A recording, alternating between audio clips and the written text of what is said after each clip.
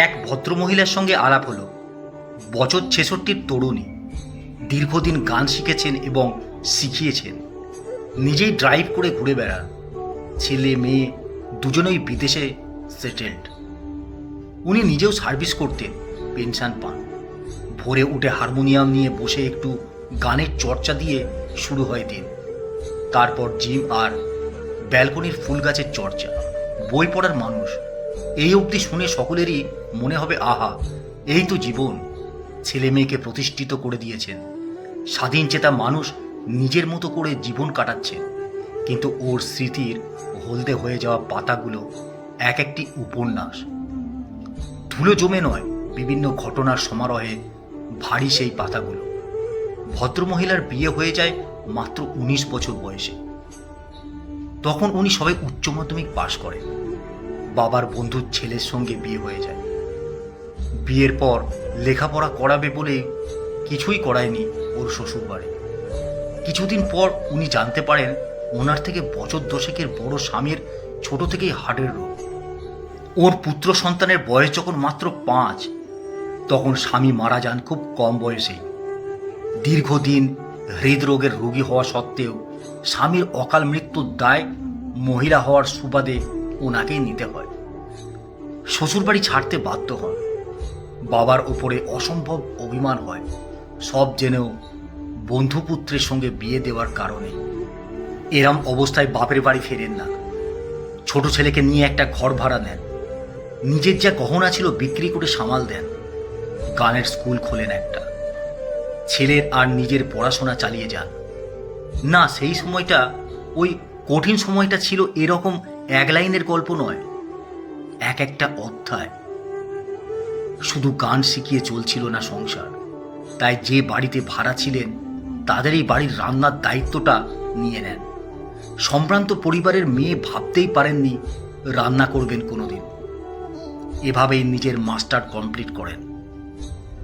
তখনই কলেজের এক প্রফেসরের সঙ্গে আলাপ হয়। সেই আলাপ বন্ধুত্ব থেকে সমব্যথী হয়ে ওঠার গল্প বলে। ভদ্রমহিলা তখন বিয়েতে আপত্তি করেন। ঘরপোড়া গরু, নিজের ভাগ্যের উপরে ভরসা পান না।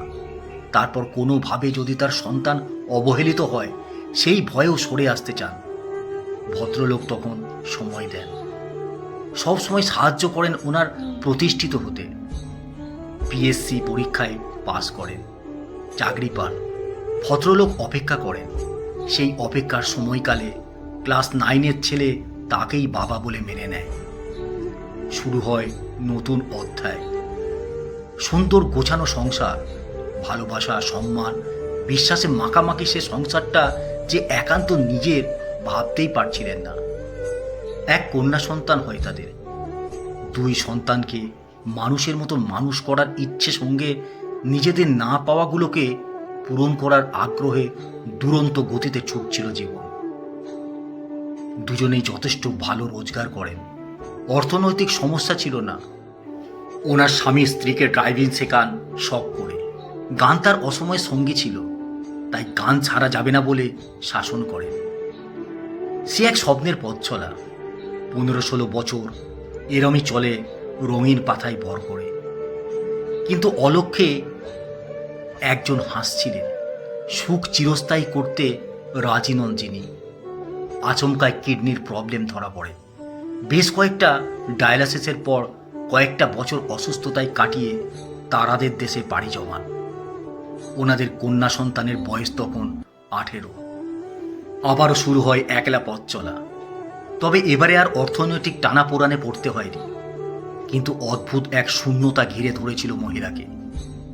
এত সম্মান আর ভালোবাসা পেয়েছেন তিনি তার দ্বিতীয় স্বামীর কাছ থেকে, যে তাকে ভুলে থাকাই কঠিন ছিল। তবুও সন্তানদের মানুষ করেন।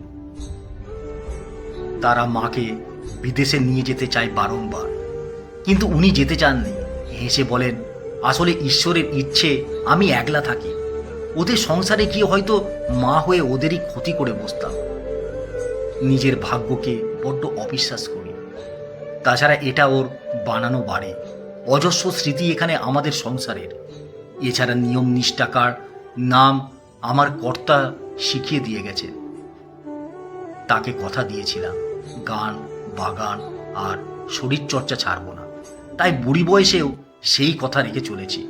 ভীষণ রকমের প্রাণ শক্তিতে ভরপুর একজন মানুষ, লড়াই করে আনন্দ খুঁজে নেওয়া একজন মানুষ।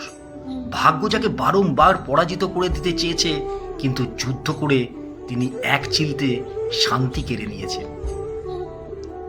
একটুকুতেই ভেঙে পড়া, আত্মহত্যা করার মানসিকতার মানুষদের অনুপ্রেরণা দেবে ওর জীবন।